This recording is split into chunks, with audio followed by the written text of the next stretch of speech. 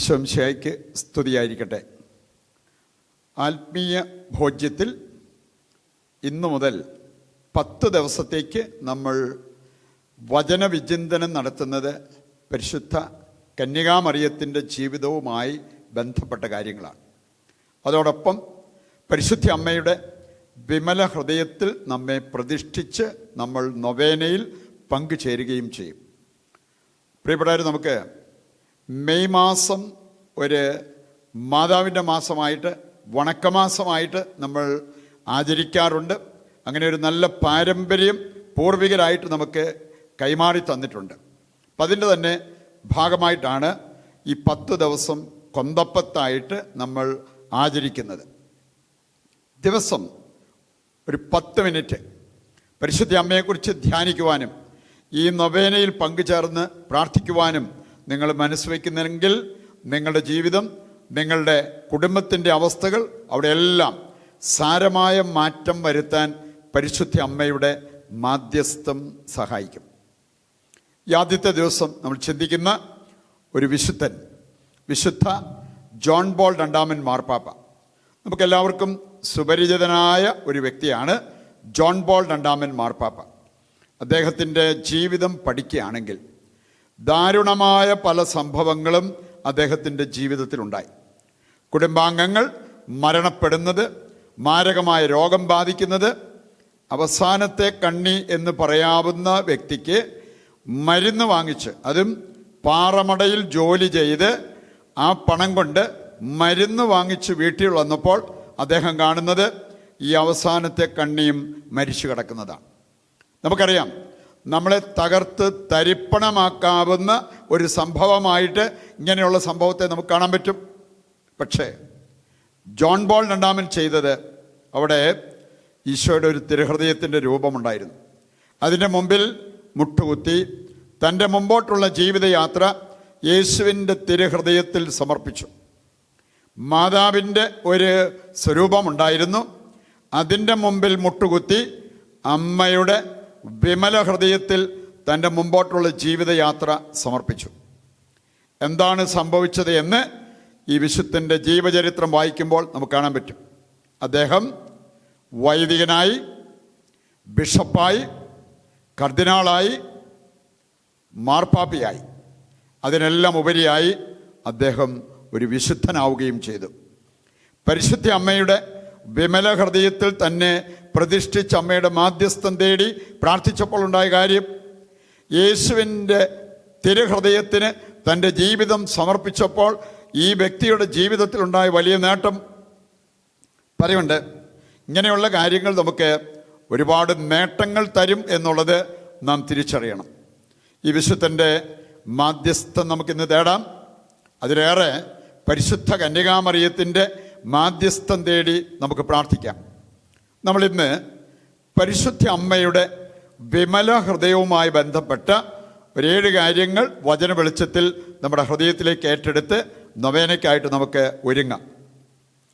ഒന്നാമത്തെ കാര്യം, പരിശുദ്ധ അമ്മയുടെ വിമല ഹൃദയത്തെക്കുറിച്ച് ചിന്തിക്കുമ്പോൾ അമ്മയുടെ ഹൃദയം പരിശുദ്ധമായ ഹൃദയമായിരുന്നു, പാപരഹിത ഹൃദയം. അതുകൊണ്ടാണല്ലോ വിമല ഹൃദയം എന്ന് നമ്മൾ പറയുക. വിമല ഹൃദയ പ്രതിഷ്ഠയ്ക്കായിട്ടാണ് നമ്മൾ ഒരുങ്ങുന്നത്. നമുക്ക് കാണാൻ സാധിക്കും, ലൂക്കായുടെ സുവിശേഷം 1-ാം അധ്യായം 28-ാമത്തെ വചനം എടുക്കുമ്പോൾ ഗബ്രിയേൽ ദൂതൻ മറിയത്തെ അഭിസംബോധന ചെയ്ത് പറഞ്ഞൊരു കാര്യമുണ്ട്, കൃപ നിറഞ്ഞ മറിയമേ സമാധാനം. പാപ ഹൃദയമുള്ളൊരു വ്യക്തിയോട് ഇങ്ങനെ ഒരു സംഭാഷണം ഉണ്ടായെന്ന് വരില്ല. കൃപ നിറഞ്ഞ മറിയമേ സമാധാനം. പരിശുദ്ധ അമ്മയുടെ ഹൃദയം പാപരഹിത ഹൃദയമായിരുന്നു. രണ്ടാമതായിട്ട് നമ്മൾ കാണുന്നുണ്ട്, പരിശുദ്ധ അമ്മയുടെ ഹൃദയം പ്രകാശിത ഹൃദയമായിരുന്നു, പ്രകാശം കൊണ്ട് നിറഞ്ഞ ഒരു ഹൃദയം.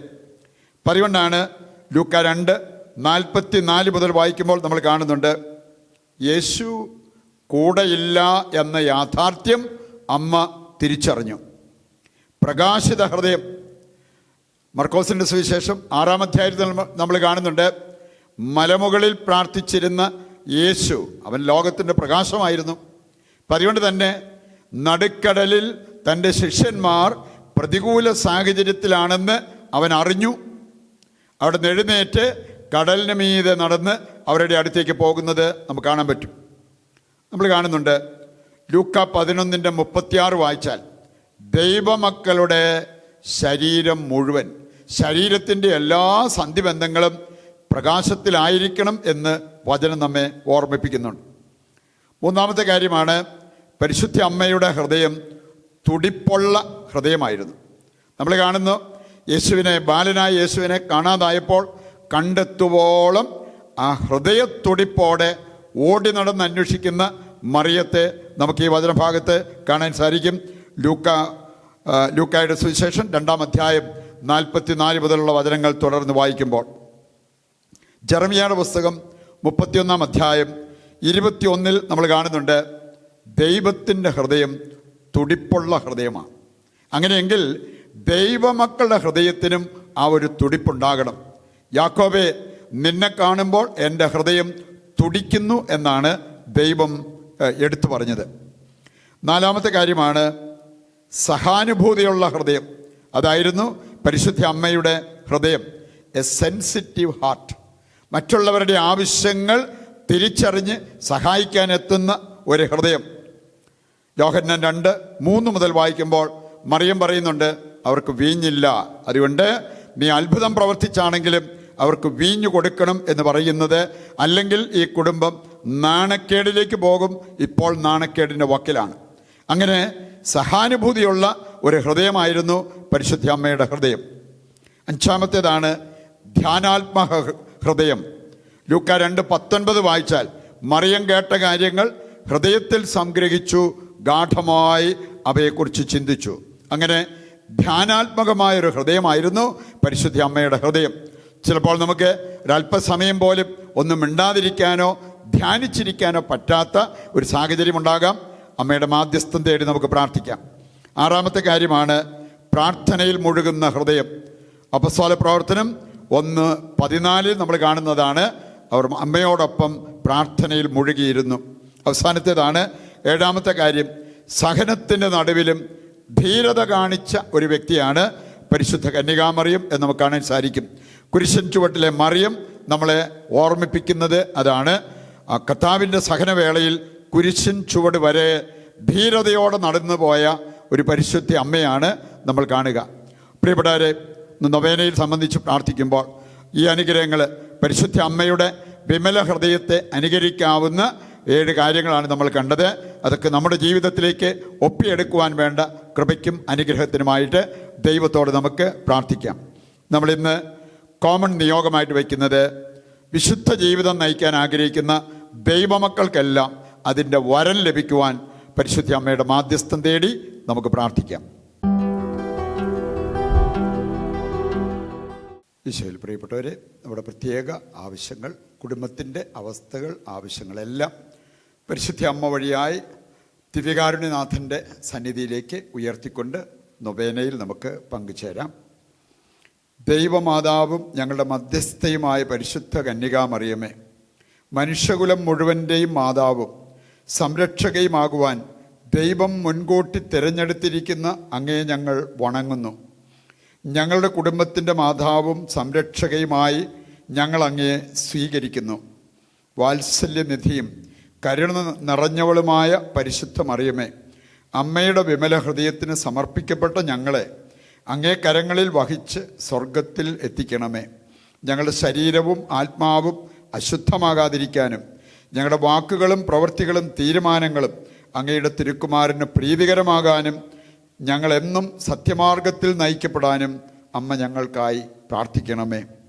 നന്മ നിറഞ്ഞ അമ്മേ, ദൈവമാതാവേ, ഇന്നത്തെ ഞങ്ങളുടെ എല്ലാ പ്രവർത്തനങ്ങളെയും, ഞങ്ങളിന്ന് കണ്ടുമുട്ടുന്ന എല്ലാവരെയും അമ്മയുടെ വിമല ഹൃദയത്തിന് ഞങ്ങൾ പ്രതിഷ്ഠിക്കുന്നു. ഞങ്ങളിലെ എല്ലാ തിന്മയും അശുദ്ധിയും അകന്നു പോകാനും പ്രലോഭനങ്ങളെ അതിജീവിക്കാൻ ആവശ്യമായ ആത്മീയ കരുത്ത് ഞങ്ങൾക്ക് ലഭിക്കാനും അമ്മ ഞങ്ങൾക്ക് തുണയാകണമേ. അമ്മയുടെ വിശ്വാസ ചൈതന്യവും പരസ്നേഹവും ശുശ്രൂഷ മനോഭാവവും സഹനശക്തിയും ഞങ്ങൾക്ക് ലഭിക്കാനും അമ്മയെപ്പോലെ ഞങ്ങളും ദൈവഹിതത്തിന് വിധേയപ്പെടുന്നവരാകാനും അമ്മ ഞങ്ങൾക്കായി പ്രാർത്ഥിക്കണമേ. ആമേൻ. നമ്മുടെ എല്ലാ ആവശ്യങ്ങളെയും സ്വർഗത്തിലേക്ക് ഉയർത്തിക്കൊണ്ട് താഴ്ന്ന സ്വരത്തിൽ കർത്താവിനെ സ്തുതിച്ചുകൊണ്ട് ദിവ്യകാരുണ്യത്തിൻ്റെ ആശീർവാദവും നമുക്ക് സ്വീകരിക്കാം. യേശുവേ നന്ദി. Hallelujah, hallelujah, hallelujah. പിതാവായ ദൈവമേ, പരിശുദ്ധ അമ്മയുടെ മാധ്യസ്ഥതയിലൂടെ സ്വർഗത്തിലേക്ക് ഞങ്ങൾ ഉയർത്തുന്ന ഞങ്ങളുടെ എല്ലാ ആവശ്യങ്ങളും അവിടുന്ന് ഇപ്പോൾ ഏറ്റെടുക്കണമേ. ഞങ്ങളുടെ പ്രാർത്ഥനാ നിയോഗങ്ങൾ അവിടുന്ന് ഏറ്റെടുത്ത് അതെല്ലാം ഞങ്ങൾക്ക് നിറവേറ്റി തരണമേ. യേശുവേ നന്ദി. Hallelujah, hallelujah, hallelujah.